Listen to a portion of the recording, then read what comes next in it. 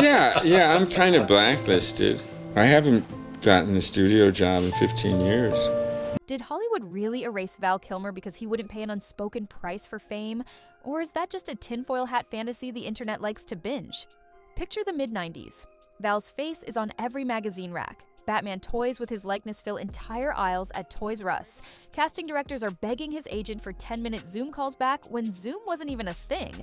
One moment, he's the man in the Batsuit. The next, he's a rumor, an urban legend people whisper about while streaming his old movies at 3 in the morning. And now Mel Gibson, Hollywood's perpetual wildcard, is hinting that Kilmer's vanishing act wasn't temper tantrums or bad box office math. It might have been something far more chilling. Let's rewind to the Juilliard days, because that's where the legend took root. Val wasn't just admitted, he broke the age record, strolling into the most prestigious acting conservatory in the United States at 19, so confident he intimidated students 10 years older. Teachers said he spoke about Shakespeare the way Wall Street traders talk about futures markets. Obsessive, laser-focused, already seeing moves everyone else missed. By 24, he's playing spy goofball Nick Rivers in Top Secret, and belting out fake Elvis tunes so pitch-perfect that actual rockabilly singers sent him fan mail. He could have coasted on that paycheck-to-paycheck comedy lane forever, but he wanted range. So you feel in a way that you are banned from the... No, not in a way. You are? Yeah, I think. Yeah. 2 years later, the range shows up wearing aviator sunglasses. Top Gun hits theaters like a Tomahawk missile.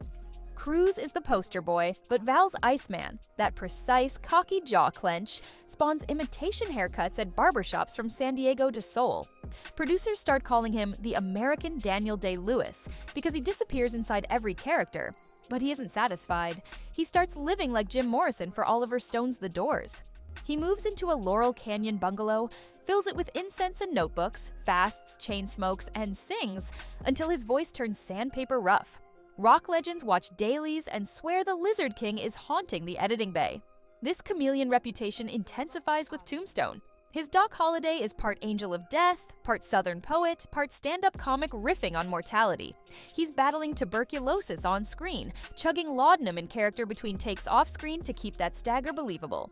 One improvised line, "I'm your Huckleberry," jumps into pop culture vocabulary so fast it lands on novelty t-shirts before opening weekend ends. After that, the bat signal appears. Tim Burton's dark fairy tale vibe gives way to Joel Schumacher's neon theatrics, and Kilmer's jawline becomes property of Batman Forever.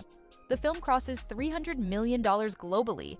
Toy companies license everything down to Velcro lunch pouches, royalties stack up, and Val stands on the balcony of the Chateau Marmont on premiere night thinking, well, I can retire now.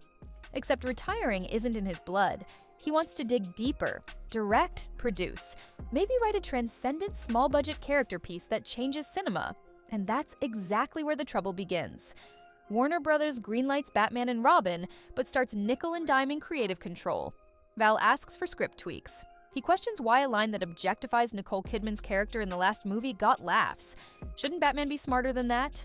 Producers shrug him off. They're selling toys, not self-respect. Kilmer grows more vocal. Scheduling conflicts with The Saint give the studio its chance to recast, so they hand the cape to George Clooney without blinking. Cue the smear campaign. The tabloids start dropping erratic on set, impossible, egomaniac. Director Joel Schumacher finally detonates in an independent interview. He was psychotic. 2 weeks of silent treatment from Val were bliss. Harsh words, but Hollywood shrugs when directors trash talk bad boy actors all the time. They usually still get 6 more franchise offers. So why is Kilmer suddenly persona non grata? Kilmer himself answers that in 2012, sitting across from a British interviewer, frail after multiple throat cancer surgeries. He jokes about having an evil twin who sabotaged his younger self. Then the smile fades. "I'm blacklisted," he says quietly. Not a figure of speech. 15 years, 0 studio films. He owns the arrogance, the perfectionism, the extra takes, then delivers the real gut punch. "I treated movies like art, not product. I fought cuts that hurt female co-stars, challenged creative decisions that turned serious drama into toy commercials, asked for transparency on back-end points." He points out that being difficult never stopped Marlon Brando, Christian Bale, or Russell Crowe. What stopped him, he claims, was asking the wrong questions of the wrong people. Enter Mel Gibson, Different background, same exile. After The Passion of the Christ breaks every record for an R-rated film, Gibson becomes radioactive. No major studio wants to be associated, budgets vanish. He mortgages property to fund Apocalypto. Years later, he describes Hollywood like a dusty frontier bar. Walk in, piano stops, everyone stares, and someone mutters, "Don't go near the house on the hill." In Gibson's version, he and Kilmer both walked into that forbidden house. They saw something, maybe metaphorical, maybe literal, and balked. And that, Gibson suggests, cost them both the mainstream. Now look at the pattern. Wesley Snipes in 1999. Blade's profit margins should make him the next Will Smith, but a sudden tax debacle lands him behind bars. Brendan Fraser in 2003. Fresh off the Mummy trilogy, he alleges inappropriate groping by a Hollywood foreign press heavyweight, then spends a decade in wilderness roles until The Whale resurrects him. Ashley Judd and Mira Sorvino speak out about a notorious producer long before Number Me Too. Creative differences swallow their A-list status. Even screenwriter Shane Black, who basically invented the buddy cop genre, vanishes because studios say his scripts cost too much. That many independent implosions at once? Looks less random, more organized. Slide down another rabbit hole and you hit Stanley Kubrick's Eyes Wide Shut in 1999. Masked orgies, secret societies, debts you pay in flesh or silence. Kubrick's most unsettling film. Days after screening a cut for Warner Brothers, Kubrick dies. The final release is 25 minutes shorter. Rumor has it those missing minutes were the real meat of the exposé. Coincidentally, that's the very year Kilmer's stock plummets. Around the same time, a wealthy financier named Jeffrey Epstein begins filling flight logs with entertainers, politicians, and tech moguls.